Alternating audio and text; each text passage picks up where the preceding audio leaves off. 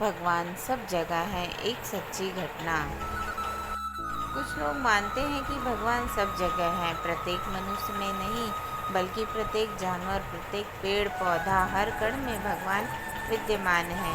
जैसा कि हमारे शास्त्रों एवं पुराणों में भी कहा गया है, भगवान हर जगह हैं। जब भक्त बुलाते हैं वह आ जाते हैं।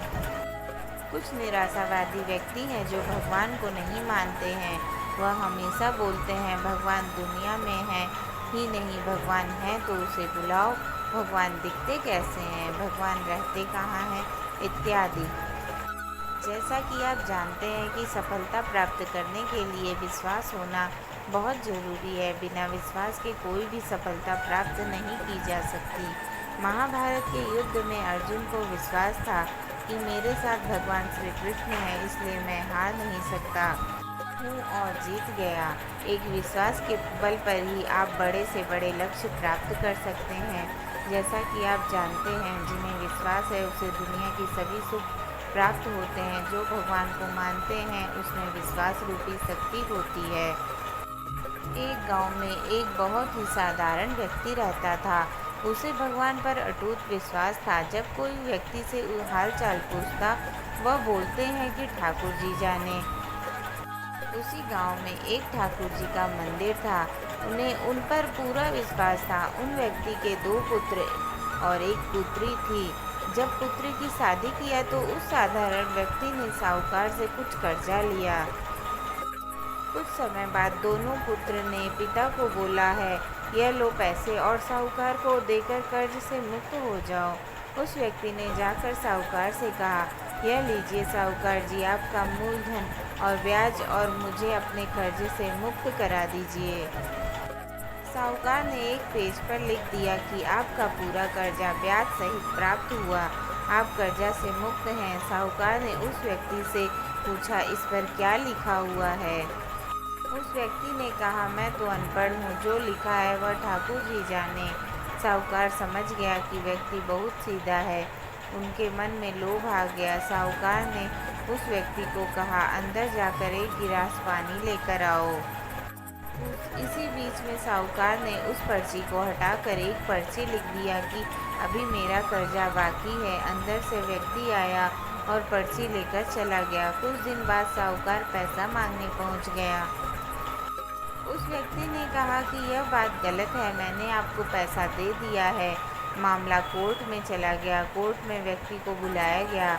व्यक्ति जोर जोर से रोने लगा और बोला कि ठाकुर जी जानते हैं कि मैंने उसको पैसा दे दिया।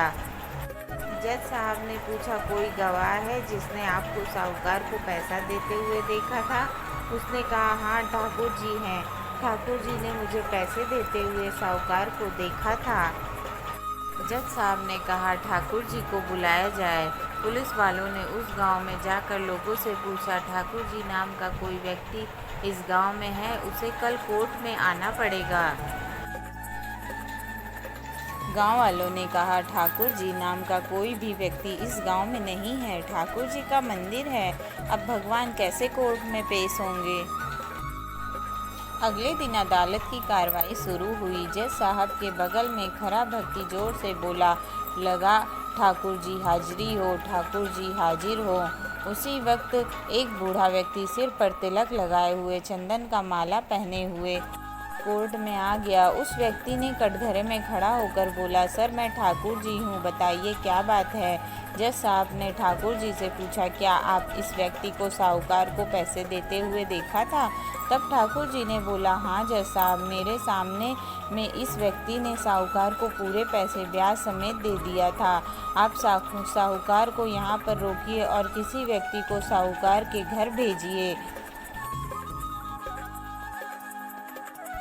साहूकार के घर में अलमारी नंबर 3 में एक फाइल है। उस फाइल के 22वें पेज पर वह पर्ची रखा हुआ है जिसमें लिखा है कि यह व्यक्ति ने ब्याज समेत पैसा मिल गया है। वह व्यक्ति इतना बोलकर चला गया। कुछ देर बाद सिपाही वापस आया और जज साहब को एक पर्ची दी। यह पर्ची जिसमें लिखा हुआ था कि पूरा पैसा ब्याज समेत मिल गया। जज साहब ने कहा, ठाकुर जी कहाँ गए? उनको बुलाओ। ठाकुर जी दिखाई नहीं दिए। अगले दिन जज साहब उस व्यक्ति के गांव गया। पूरे गांव में खोजा गया। सभी व्यक्ति ने कहा कि वह वृद्ध आदमी इस गांव का नहीं था। जज साहब समझ गए वह वास्तव में ठाकुर जी यानी भगवान ही थे। जज साहब उसी वक्त अपने पद से इस्तीफा दे दिया। जज साहब भारत के सभी मंदिरों में घूम घूम कर उसके दरबार पर मिट्टी को अपने सिर में लगाते थे। किसी मंदिर में बैठते नहीं। जज साहब कहते थे हमने भगवान को अदालत में बुलाकर खड़ा किया था, फिर मैं किसी मंदिर में कैसे बैठ सकता हूँ। इस तरह जज साहब काफ़ी बदल गए। यह कहानी सच्ची घटना है। यदि आपको भगवान पर विश्वास है तो वह ज़रूर आपको बुरे वक्त में काम आएंगे। आप भले ही किसी धर्म के हो, आपके धर्म के जो भी देवता हो उनमें विश्वास रखें। जैसे आप हिंदू हैं तो भगवान, जैसे कृष्ण आदि, राम आदि, मुस्लिम हैं तो मोहम्मद साहब, सिख हैं तो गुरु नानक देव, ईसाई हैं तो ईसा मसीह इत्यादि।